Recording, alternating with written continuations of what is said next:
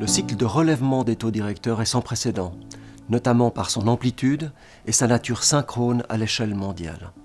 Qu'un tel cycle se soit déroulé sans grande casse économique ni crise financière est rassurant.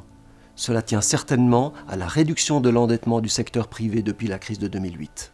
Malgré un environnement géopolitique des plus tendus, l'activité économique s'est montrée étonnamment résiliente, tout particulièrement aux États-Unis.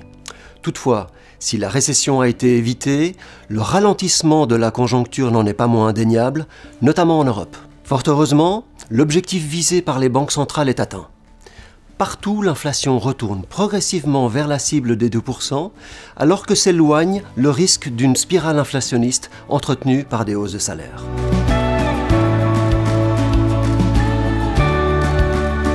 Ce recul sensible de l'inflation va autoriser une détente des politiques monétaires.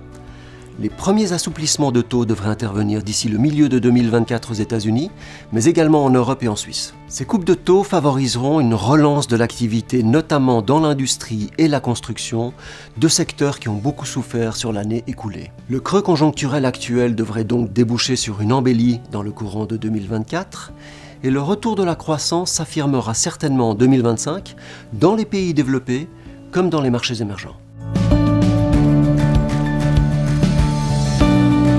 Les périodes de baisse des taux directeurs profitent habituellement à la plupart des actifs financiers, obligations et actions en tête. C'est d'autant plus vrai lorsque les valorisations sont dans l'ensemble raisonnables.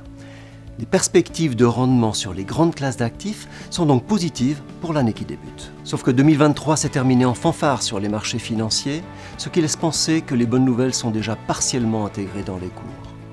Une période de consolidation viendrait gommer l'excès d'optimisme actuel et permettrait d'envisager ensuite une hausse plus durable. Dans ce contexte, nous procédons à une légère réduction de la part action dans notre allocation d'actifs au profit des liquidités.